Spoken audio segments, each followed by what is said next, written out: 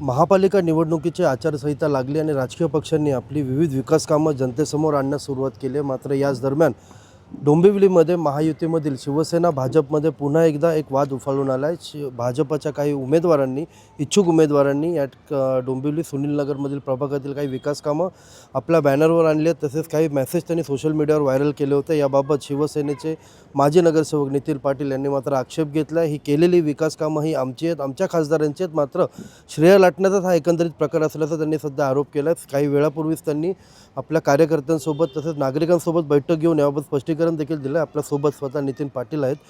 पाटील साहेब, काय सांगाल, नेमका काय प्रकार एकंदरीत घडला? पहिलं तर मी कुठल्या पक्षावर आरोप करत नाही, मी व्यक्तीवर आरोप करतो आहे. बरोबर आहे ना? भाजप सेनेची युती आहे, त्याबद्दल आम्ही त्याचा सन्मान करतो. मी हे पक्षाने न करता कोणी व्यक्तीने केलेला आहे.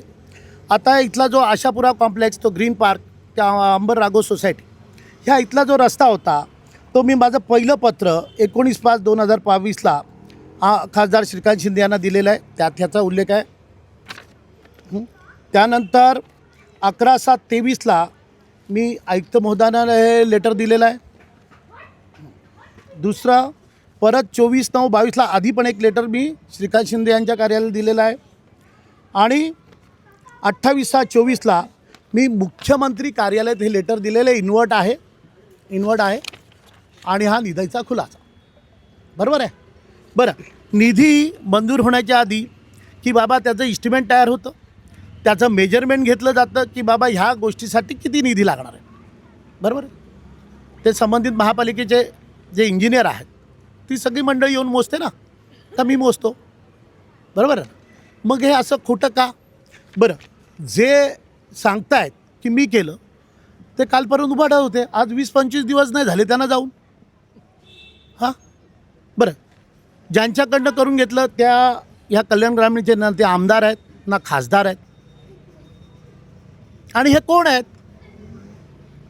काल एकूण किती विकास कामांबद्दल तुमचा आता सध्या आक्षेप? माझा तर बऱ्याच विकास कामांबद्दल आक्षेप आहे. त्यातलं तर मी तुम्हाला सांगतो, हे मेन आहे रस्त्याचं. काल परवा एक नागरिकांची मागणी होती की बस सेवा सुरू करा. आता मी तर परिवहन सभापती राहिलेलो आहे. हां, माझ्या काळात कितीतरी बसचं लोकार्पण, नवीन मार्ग, रूट मी चालू केलेले होते. हां, तर त्यात मला हा रूट चालू करणं किती अशक्य होतं. आणि इथला रूट ऑलरेडी सँक्शन होता.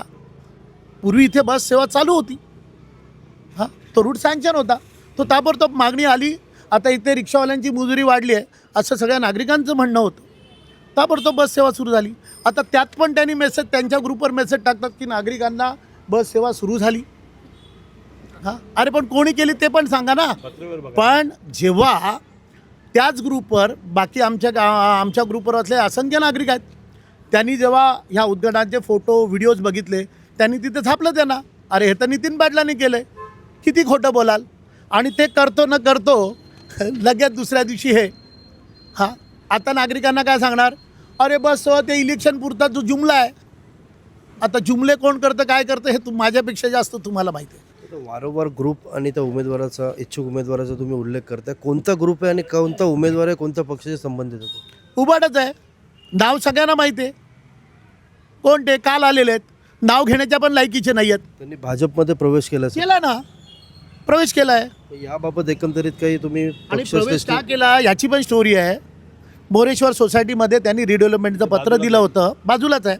दिवाळीला तिथले जो बिल्डर कोणाला दिला असेल तो आला, त्यांनी गेट टुगेदर केलं, मिठाई वाटली.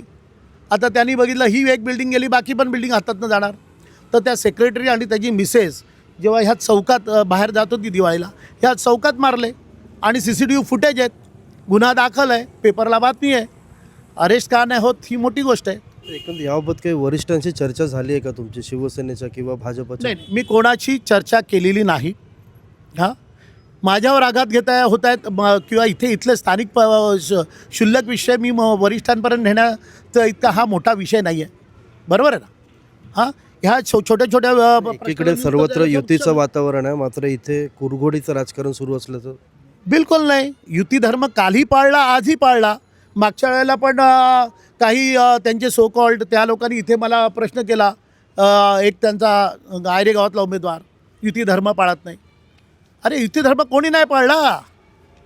का आजही तुम्हाला सांगतो, हां, शिक्षक मतदारसंघाची निवडणूक झाली. विचारा चव्हाण साहेबाला सगळ्यात जास्त काम कोणी केलं, त्याचं पूर्ण यंत्रणा नेटवर्क कोणी हाताळलं? नितीन पाटीलने हाताळलं. हां, निरंजन डावखरे पदवीधर आमदार, कोणी काम केलं? निरंजन डावखरेंना आत्ता फोन करा आणि विचारा. हां, काय काय मागणी असणार आहे तुमची? नाही नाही, विषय असा आहे, युती धर्माच्या गोष्टी कोणी कराव्या. बघा इथली जनता आहे, ह्या आमच्या मोरे साहेबांच्या निवडणुकीत इथले जे नगरसेविका आहे किंवा त्यांचे पती आहेत, त्यांनी कुठल्या पक्षाचं काम केलं लोकांना विचारा. हां, उबाडाबरोबर मिळून कोणाचं काम केलं त्यांना विचारा. तसंच आयरे गावातला जो उमेदवार आहे ते युती धर्माच्या गोष्टी शिकवतात, त्यांना विचारा ना, त्यांनी मनसेचं काम केलं नाही. आयरे गावातल्या जाऊन तिथल्या कुठल्याही नागरिकाला विचारा, ते सांगतील. आणि त्यांनी आम्हाला नैतिकता शिकवावी. हां, मीही जबाबदारी पदाधिकारी आहे. इतके वर्ष मी सामाजिक क्षेत्रात काम करतो आहे. मी आज आलेलो नाही. बरोबर. काय मागणी असणार आहे आता तुमची? मागणी काय नाही, हे लोकांसमोर सत्य यावं. लोक नागरिक शून्य आहेत, आपला निर्णय घेतील. आणि आम्ही कधीही जाताना नागरिकांना एकच आव्हान केलेलं आहे की मी जे काय बोललो त्याच्यात थोडंसुद्धा असत्य आढळलं, मला मतदान करू नका. जर माझं सत्य असेल तर मात्र 2 पावलं पुढे होऊ द्या. मी तुमच्या सेवेसाठी सदैव तत्पर आहे आणि सदैव तत्पर राहणार. याबाबत काही वरिष्ठांशी चर्चा करणार आहात का? अरे या छोट्या गोष्टीसाठी मी कशाला, आमचे खासदार साहेब एवढं अख्खा महाराष्ट्र बघतायत, या छोट्या छोट्या गोष्टींना मी त्यांना त्रास द्यायचा गरज नाही वाटत. कारण का खासदार साहेबांचा आमच्यावर विश्वास आहे ना, या छोट्या छोट्या गोष्टीसाठी आम्ही त्यांना तक्रारी करायच्या. विरोधकांना काय आव्हान असेल? विरोधकांना एकच आव्हान आहे, लोकांच्या दैनंदिन सामाजिक समस्या अडीअडचणी दूर करा. लोकांनी तुमच्यावर जी जबाबदारी दिली आहे ते नैतिकतेने पार पाडा. हां, निवडून आलं की घरात बसा. 10-10 वर्ष लोकांनी त्यांचे चेहरे बघितले नाही. वॉर्डातल्या लोकांना कोण नगरसेविकांना, आयरे गावात कोण नगरसेवक हे माहीत नाही. अशा परिस्थितीचं वातावरण जे तिथे आहे, त्यांना मी काय सांगणार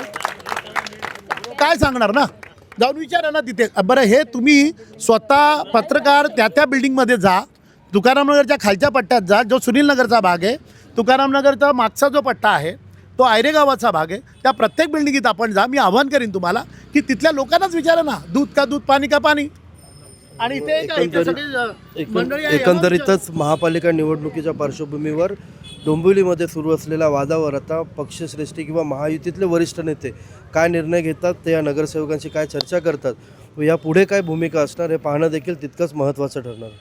जिल्हा वार्ता, जनतेचा आवाज.